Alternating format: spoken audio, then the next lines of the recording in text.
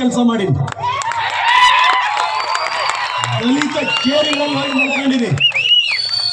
ನನ್ನಷ್ಟು ಜನಸಂಪರ್ಕ ಸಭೆಗಳನ್ನು ಮಾಡಿದ ಇನ್ನೊಬ್ಬನಿದ್ರೆ, ನನ್ನಷ್ಟು ದಲಿತ ದಿನಾಚರಣೆಗಳನ್ನ ಮಾಡಿದವನು ಇನ್ನೊಬ್ಬನಿದ್ರೆ, ನನ್ನಷ್ಟು ಗ್ರಾಮ ವಾಸ್ತವ್ಯಗಳನ್ನು ಮಾಡಿದವರು ಇನ್ನೊಬ್ಬ ಇದ್ರೆ, ನನ್ನಷ್ಟು crime detection, community policing, traffic ಸುಧಾರಣೆಗಳನ್ನ ಮಾಡಿದವನು ಸಂಡೇ ಆಫೀಸಲ್ಲಿ ಕೂಡ್ತಾ ಇದ್ದೆ.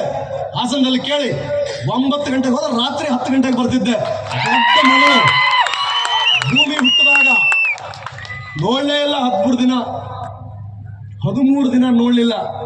2ನೇ ಮಗಳು ಹುಟ್ಟಿದಾಗ ಟಿ ನರಸೀಪುರದಲ್ಲಿ ಬಂದೋಬಸ್ತ್ ಮಾಡ್ತಾ ಇದ್ದೆ.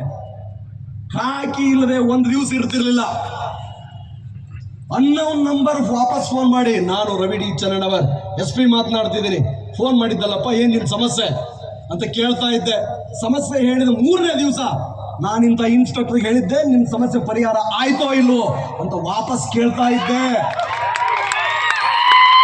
ಪ್ರತಿ ಜಿಲ್ಲೆಯಲ್ಲಿ SC STಗೆ ಸಿಗಬೇಕಾದ ಸೌಲಭ್ಯ, OBCಗೆ ಸಿಗಬೇಕಾದ ಸೌಲಭ್ಯ, ಸಂವಿಧಾನ ಅಂದ್ರೆ ಏನು, ಜನಸಾಮಾನ್ಯನಿಗೆ ಸಿಗಬೇಕಾದ ಸವಲತ್ತುಗಳೇನು, ಜಿಲ್ಲಾ ಮಟ್ಟದಲ್ಲಿರುವ ಇಲಾಖೆಗಳೆಷ್ಟು, ಅವರ ಕರ್ತವ್ಯಗಳೇನು, ಪೊಲೀಸ್ ಕಾನ್ಸ್ಟೇಬಲ್ ಅಂದ್ರೇನು, PSI ಅಂದ್ರೇನು, ಅವನ ಕರ್ತವ್ಯ ಏನು, FIR ಅಂದ್ರೇನು, ಸಮನ್ಸ್ ಅಂದ್ರೇನು, ವಾರಂಟ್ ಅಂದ್ರೇನು, ದೋಷಾರೋಪಣ ಪಟ್ಟಿ ಅಂದ್ರೇನು, ಯಾಕೆ ಅರೆಸ್ಟ್ ಮಾಡ್ತೀವಿ, ಯಾಕೆ ಬಿಡ್ತೀವಿ, ಪ್ರತಿಯೊಂದನ್ನು ಪ್ರಿಂಟ್ ಮಾಡಿ ಪ್ರತಿ ಶಾಲೆ, ಪ್ರತಿ ಗ್ರಂಥಾಲಯ, ಪ್ರತಿ ಗ್ರಾಮ ಪಂಚಾಯತಿ ಕಚೇರಿ ಕೊಟ್ಟಿದ್ದೆ, ಕೊಡ್ತಾ ಇದ್ದೀನಿ. ಏನಪ್ಪ ಇದು ಮಾತಾಡ್ತವನೆ? ಬಾಬಾ ಸಾಹೇಬ್ ಹೇಳ್ಕೊಟ್ರು ಏನಂತ, ಇತಿಹಾಸವನ್ನ ಮರೆತವನು ಇತಿಹಾಸವನ್ನ ಸೃಷ್ಟಿಸಲಾರ. ಎಂತ ಇತಿಹಾಸಪ್ಪ ನಮ್ದಾಗಿದ್ರೆ, ನನ್ನ ಪಾಲಿಂದು ಸೇರಿ ಎಲ್ಲಾ ದೌರ್ಜನ್ಯಗಳನ್ನ ಅನುಭವಿಸಿದ ಕುಟುಂಬ. ನಾನೊಬ್ಬ ರಿಪ್ರೆಸೆಂಟೇಟಿವ್ ಅಷ್ಟೇ. 1000 ಜನ ರವಿಚಂದ್ರನ್ ಇನ್ನೂ ಹಂಗೆ ಅವ್ರೆ.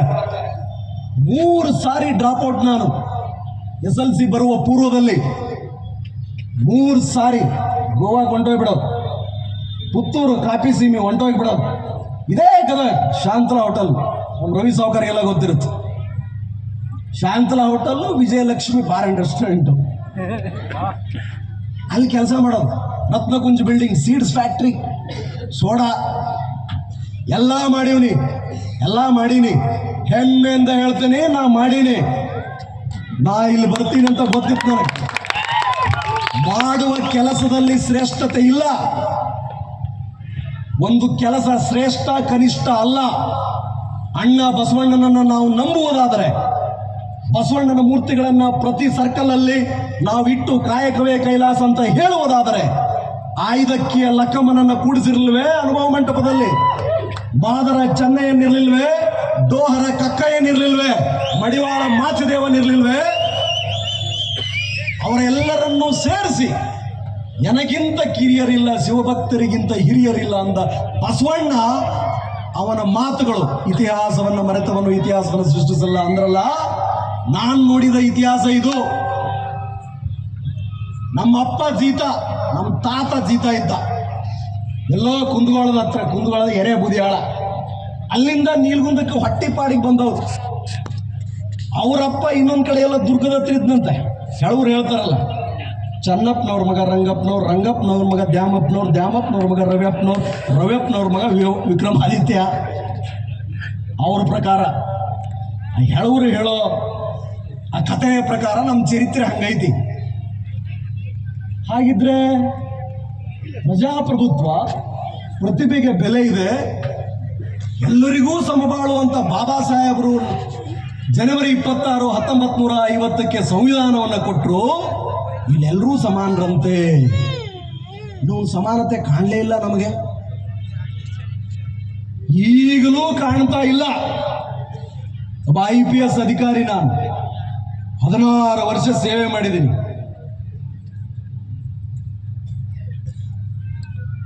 16 ವರ್ಷ ಸೇವೆ ಮಾಡಿದ್ದೀನಿ.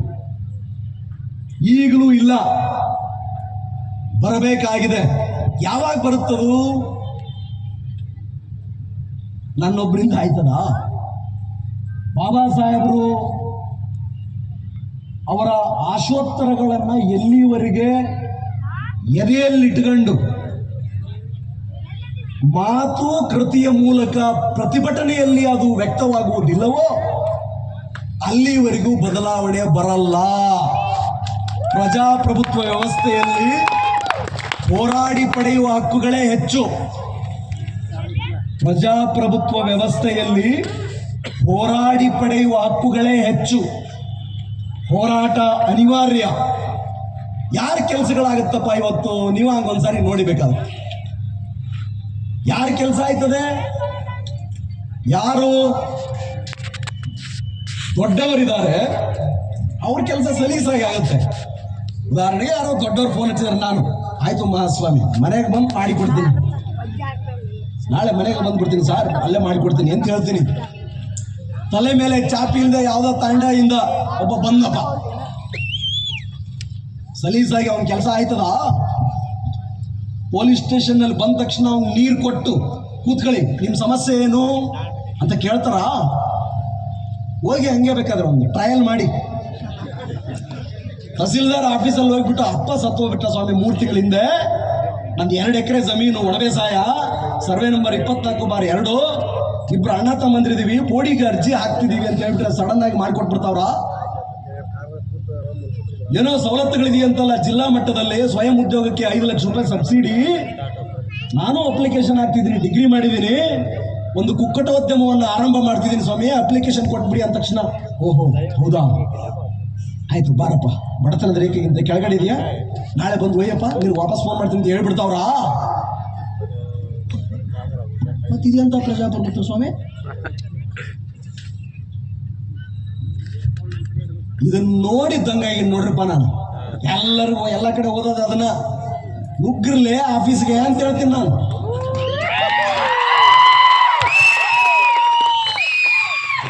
ಅಂದ್ರ ಇದರ ಅರ್ಥ ಏನು? ನಮ್ಮ ಉದ್ಧಾರಕ್ಕೆ ನಾವೇ ಶ್ರಮಿಸಬೇಕು, ಬೇರೆ ಯಾರಿಂದನೂ ಸಾಧ್ಯ ಇಲ್ಲ.